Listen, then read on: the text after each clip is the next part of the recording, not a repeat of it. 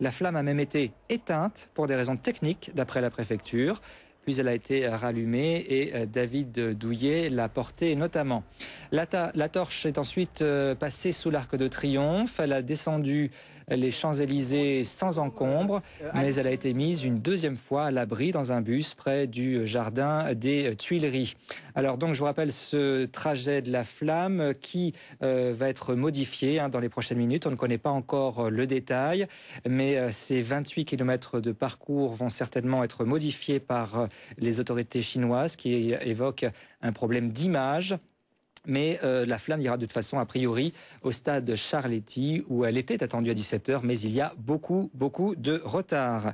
Ces retards s'expliquent par de très nombreux incidents sur le parcours, notamment un homme qui s'est attaché à une barrière pour manifester devant le stade Charletti.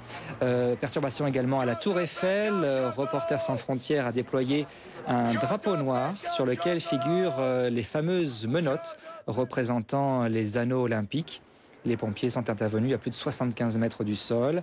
Les militants de Reporters sans frontières se sont enchaînés même à la Tour Eiffel. Cela complique bien sûr le travail des pompiers venus les déloger. Place du Trocadéro sont rassemblés les Tibétains de France.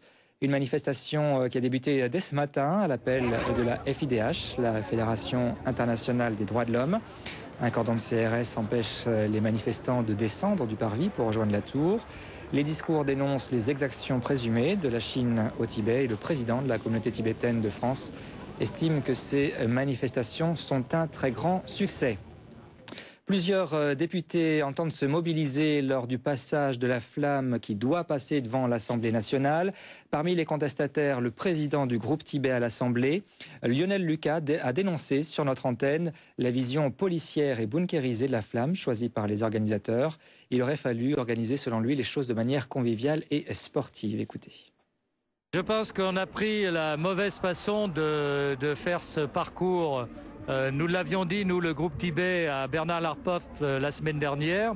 Nous lui avons dit que c'était peut-être mieux de faire avec les associations de défense des droits de l'homme, les associations pro-tibétaines, d'organiser les choses de manière conviviale et sportive et non pas d'avoir une vision policière et j'appellerais bunkérisée de la flamme qui dénature totalement l'esprit sportif et on s'y prendrait pour dénaturer le combat de la liberté pour le peuple tibétain qu'on ne s'y prendrait pas mieux finalement. À noter aussi que le président du comité international olympique, Jacques Rogge, appelle à Pékin à une résolution pacifique de la crise au Tibet et condamne l'usage de la violence. Les événements au Tibet ont déclenché une vague de protestations parmi les gouvernements, les médias et les ONG. Jacques Rogge critique toute forme d'expression violente. Le président du CIO a aussi réaffirmé son opposition aux appels au boycott. Un mot maintenant de la situation du Ponant, ce navire français pris en otage. Selon le porte-parole du propriétaire du voilier, les membres de l'équipage sont bien traités. La situation est calme à bord. Les autorités locales somaliennes sont en faveur d'une attaque du bateau contre les pirates de la part des forces françaises et américaines. On n'en est pas là, mais la France a dépêché une équipe du GIGN à Djibouti. C'est la base militaire française la plus proche. Bon appétit. Les autorités françaises ont désormais le feu vert de la Somalie pour une attaque contre les pirates. Ce sont des terroristes, juge le gouverneur de la province de Bari, qui estime vital d'en finir avec eux pour la paix dans les eaux somaliennes. Les autorités françaises, elles, privilégient toujours la négociation, mais en cas d'échec, le GIGN et des commandos marines pourraient intervenir. Une équipe du groupe d'intervention a en effet rejoint Djibouti dans la nuit de dimanche à lundi et depuis se tient prête à arraisonner le Ponant si nécessaire. Le voilier de luxe mouille toujours au sud de la côte du Puntland. Détourné par les pirates vendredi, il est depuis étroitement surveillé. Un navire de la Marine nationale, notamment, se tient en permanence en vue.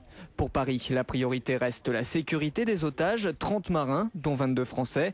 D'après les messages qu'ils ont pu envoyer à leurs proches, ils seraient tous relativement bien traités. Les familles des membres français de l'équipage seront reçues mardi après-midi à l'Elysée par Nicolas Sarkozy. Le centre anti-piraterie du Bureau maritime international a de son côté appelé à renforcer la sécurité.